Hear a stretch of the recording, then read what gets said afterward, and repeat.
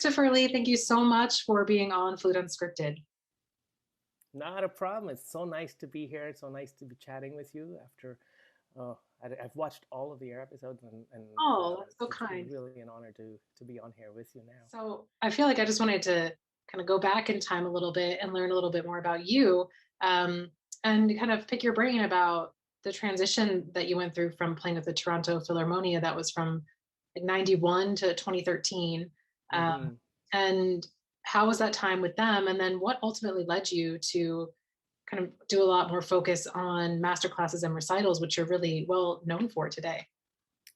Um, Going back, yeah, I was very lucky. I think very fortunate that I started playing in that orchestra when I was very young. Although these days it doesn't seem so. I think I was, I want to say like 23, 24, something like that. That's still young. I still feel like that. And it was great. That was a weird period in sort of the early 90s type of thing. I started the flute quite late. I mean, I started in high school, um, but I sort of fiddled around for fun for most of the time there, and I didn't really take it seriously. And it was my last year of high school. I thought, you know, I remember my mother saying, "I don't care what you go to university for, but you're going to university." Like, okay, well, how about music? So I had no clue that one could do that in university, or even that there was such a thing as a career in music. You know, where I'm from, growing up in the Caribbean, we had no exposure to it at all. And frankly, the first time I heard an orchestra was on a cassette tape, and it was like my last year of high school. You know, I Wow. thought, well, what's that? So I frantically started taking lessons and so on, and I did an extra year to prepare for the auditions for university. Somehow or other, I got in, and I just sort of went along that path. And then um, a couple of years into that, I was thinking it's maybe not for me. Um, Being in university, I mean, I didn't think I was getting enough playing experience. So of course we had our private lessons and things like that, but um, I didn't think it was a really proper training ground for me. And at the same time, I happened to be playing in one of the military bands here, so Oh, interesting. you know, I was kind of gigging around with them Yeah. and doing that and learning how to sight read on, and it was a really good experience doing that. So I left the university, and I went to the conservatory, did an orchestral training program for a year, which was great. It was every day playing in orchestra, and then um, did the audition for the Philharmonia, and for whatever reason, he decided to give me a shot. Um, Looking back on it, I think, well, how?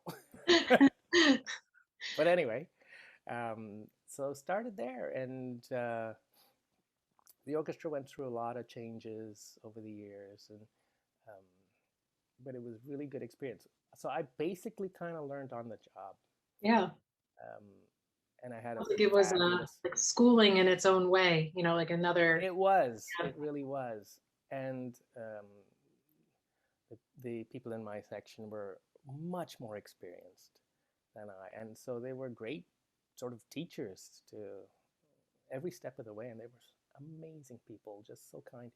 So um, I sort of got my feet wet that way, and I guess didn't screw up too much. But Yeah, they kept you around, so you must have been doing something right. so, you know, it was very interesting times. But then that went on for quite a while, and actually it amazed me how many years had flown by. I Yeah. hadn't really noticed it, um, but there were sort of economic problems at the time, and the orchestra eventually basically went bankrupt. and folded. And I remember it was a gradual process, but the writing was on the wall and you could sort of see it. And I thought, what do I really want to do? Yeah. What I always really wanted to do. And I realized it was to play the flute and piano rep.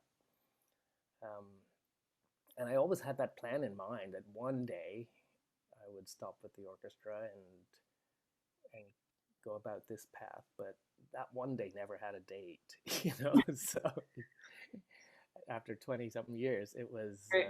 it was made. The decision was made for me, Yeah. and I thought, well, now's a good time to give it a shot and see what happens. And you know, like I said, I've been very fortunate to have wonderful connections and friends and so on who supported that and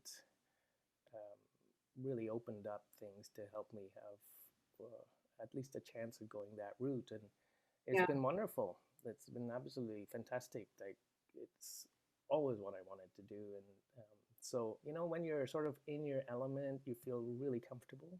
Hmm. And that's kind of what I like to do. I like, a friend of mine calls it the perks of the job, you know, the Yeah. travel um, and the going to new places all the time. And I Sure. know that sounds amazing, but in reality, it's more like dealing with airports and airlines and Yep. like, okay, I wish I had somebody to do that for Right. me Not because glamorous stuff. Well, I wonder too if you kind of had a unique perspective and were able to give some advice to, young people or to your students as a lot of young people have jobs, and then the pandemic hit and orchestras went on pause. Jobs kind of dried up for a little while there. So yeah. I wonder if you kind of going through that in Toronto and experiencing what it's like to kind of be forced into finding new opportunities gave you the perspective to share some advice with people. Absolutely. I think it's really much easier these days because we have, you know, this magical internet thing Yep. that has opened the door for a whole lot of people and opportunities that some of them we haven't even thought about yet, I'm sure. Um, but because of that, it's a magical time where I think people can do anything they actually dreamed of. Yeah. It's kind of cool. The caveat to that is that whatever it is has to be good. Yeah. So you know, let's break it down into a commercial thing, but the product has to be good, just a Right. very good quality, whatever it is you're doing. But I think that's fairly easy to achieve if you believe in it. Yeah. Um, and when you do something with your heart instead of your brain, it usually works out okay, you know. And I think during the pandemic, it forced a lot of people to stop and take stock of what it is they really wanted to do. And you know, I had a lot of colleagues that left music, and I speak to them now, and um, you know, now that things are basically starting to open up again, and I say, you know, are you coming back? And some of them are no. They've now found what they always wanted to do. Isn't Yeah. it weird? You know, Yeah. it doesn't have to be in music. It could be in anything. And I think it's the silver lining is that's fantastic for them. For a musician, I mean, hopefully we made it through, but you know, these things are coming back. I think if you've used the opportunity during the time, the lockdowns and stuff like that, to keep in shape, basically, and um, or even improve because there was some good time to practice and so on, Mhm. then it's a really exciting time for them, for those people too. Yeah. Um, I don't think a pandemic, well, it's shown it now. It may shut things down for a while, but it cannot absolutely extinguish that human passion for artistic endeavors of any sort. You know, it's just impossible to do. Very true. I So want it's to just basically keep at it. Yeah, just consistency, and staying inspired. So, where Yeah. do you draw your inspiration from? I know you studied with Wib, right? And you have this connection through Altus flutes as well. You play an Altus. So, can you share more about his legacy, kind of what you're going through at his passing, and what you remember about him as a person and as a player? Wow. Yeah. Web. Um, I don't know when I met Wib the first time. I can't remember. I was very, very young. And I remember going to a master class that he was giving, and I wasn't playing, I was sitting in the audience. And then he was explaining something to whoever was playing, and decided to get out his flute and demonstrate. But so he put his flute together and he played one note, just to, I guess, to see if the alignment was right or whatever, the test Yeah. note that we all do. And I thought this was the most amazingly beautiful sound in the world, and he just knocked it off like that. So immediately I was like, how do you do this? Yeah. And then we spent time together and stuff like that. And um, I remember he was always one to he always wanted joy in everything. And sometimes, in a lesson, that could mean you got very little work done. Mhm. um, it was it could degenerate into storytelling, or uh, any number of things. But it was always, I think, with a purpose now, to sort of put people in the right space, in the right frame of mind, to be able to create. Because if your mind is not focused on creating the most beautiful phrase or something like that, then you just can't do it. We can't follow instructions and do it, because there's that extra little spice that's going to be missing. So I remember those times most of all, which is strange, but that was a long time ago. And of course, Michi, Yeah. Michi, his wife, was fantastic as well, a wonderful teacher. You also talk a lot about the art of the recital. Um, can you share a little bit more about what you mean by that? Yeah, it is an art. I remember the first flute recital I ever saw, and I was actually still in high school. And this it was a program called the Victorian Musical Evening. I still remember that one. And it featured two flutists and piano.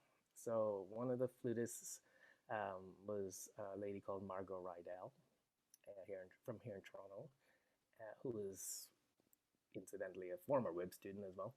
Um, and then the other was a gentleman who we all know is Eldred Spell. And there's a funny story about that. But anyway, I'll tell you that in a minute. Um, and Eldred, obviously, also, heavily influenced by Wib.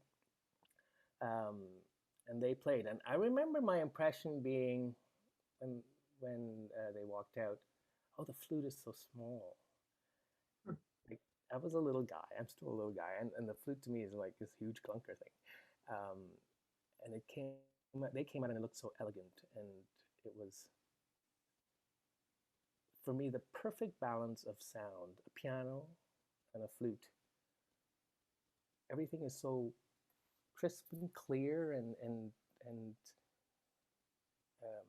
to me, a really high form of art, without any artifice or without any kind of extra things needed to happen. Like even in opera, you need Yeah. your costumes, you need your staging, you need all these other things to happen. But just you and a piano is, to me, the most clean, I guess, I don't know, elegant way of Yeah. presenting music, and it always sort of stuck with me.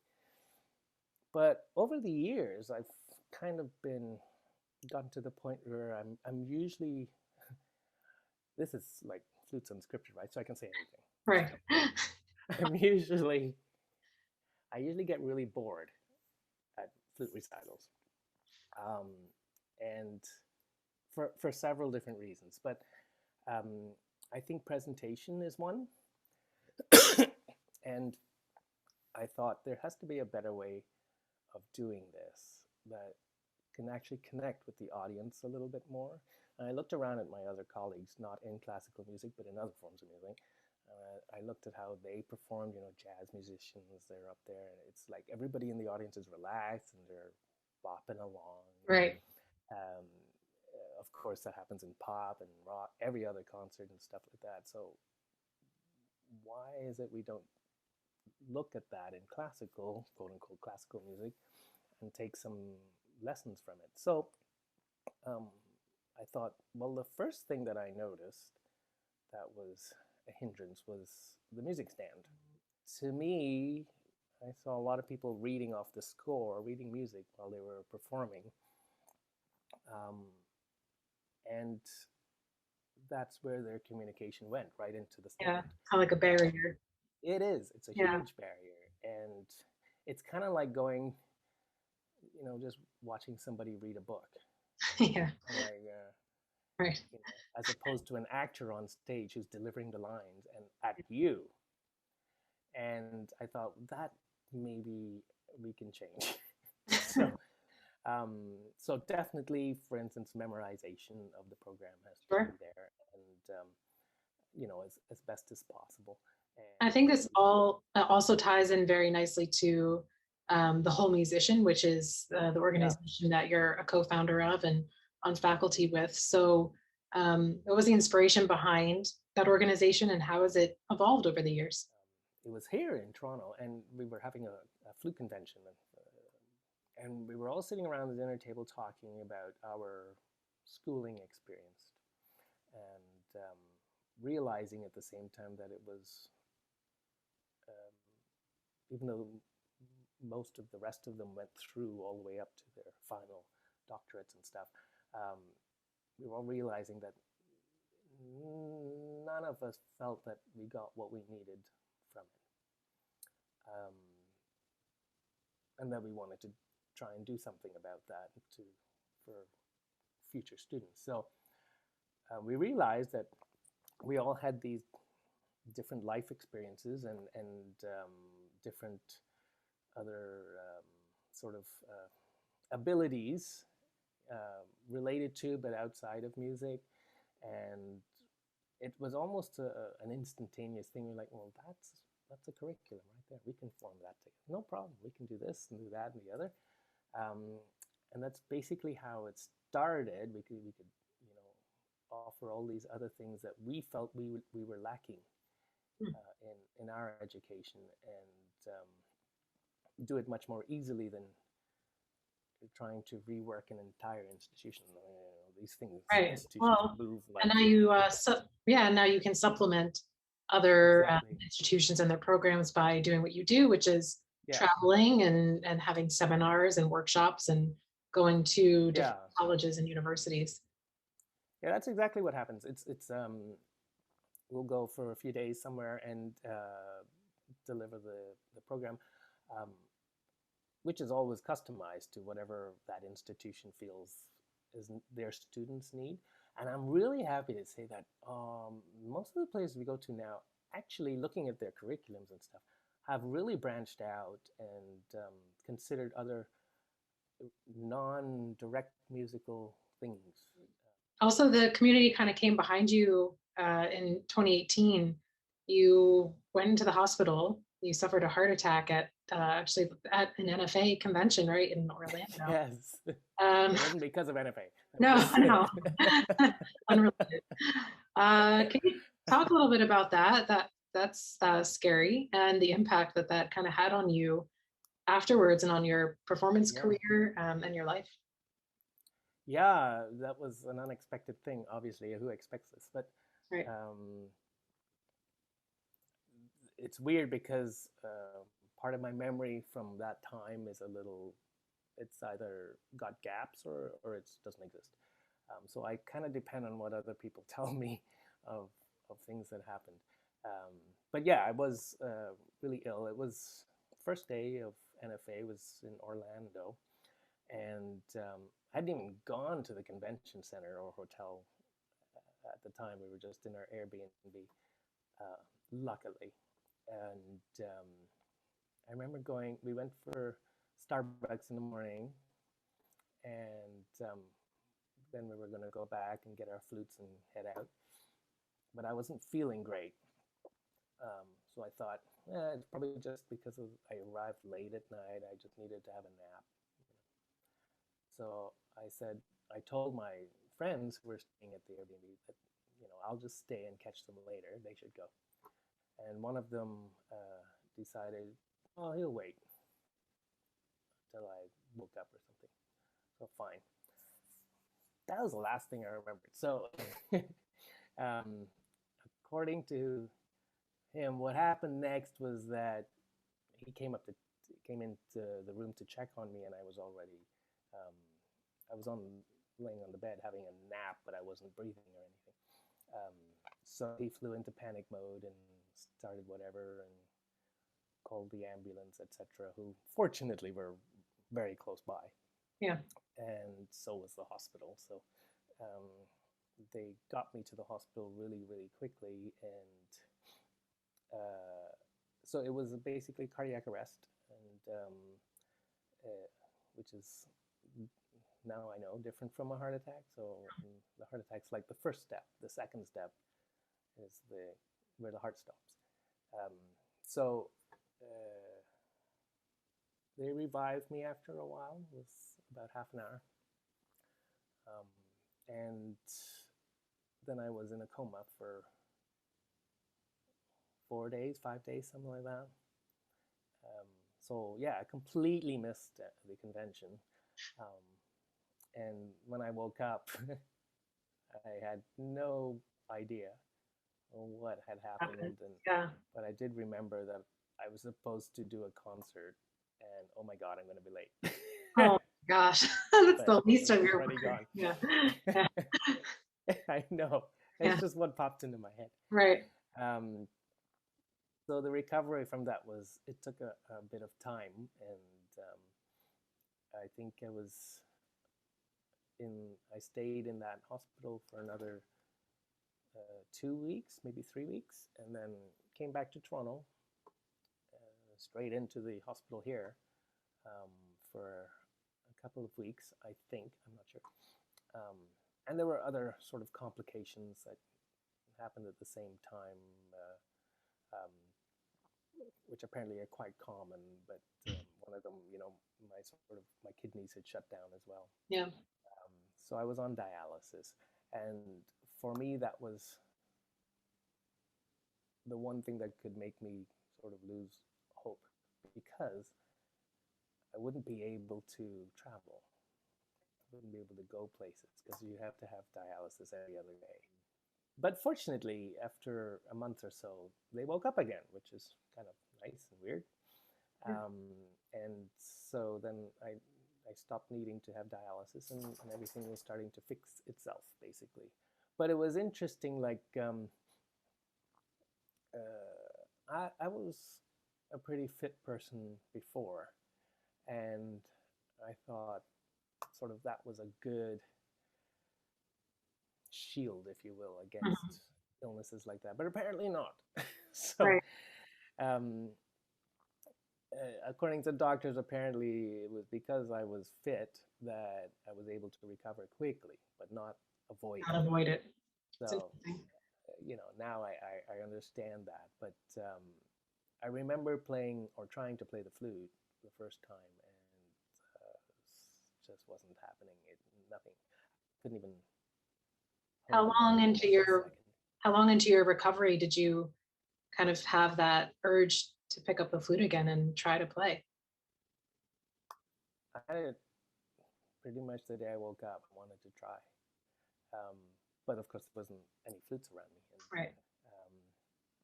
One day, some of my friends who were still in Orlando at the time, they came to the hospital to visit. Of course, they were still at NFA, so they had the flute, and I thought, well, let me try it. And I couldn't play it. I just couldn't. So that was a bit depressing. Yeah. So it was good to come back, but there was something missing, as we all know. Like, when you don't have a date in mind to perform something, it's hard to practice. Yeah, of course. And I didn't have that. I had to cancel everything because we didn't know how long it would be to recover. So I think it was a whole musician retreat looming. We weren't sure if I was going to be there, but it was there. And I thought, okay, by that date, I'm going to be able to play this piece. It's kind of your goal to have in mind. And so that was the thing I had to work yeah, I had to work forward to.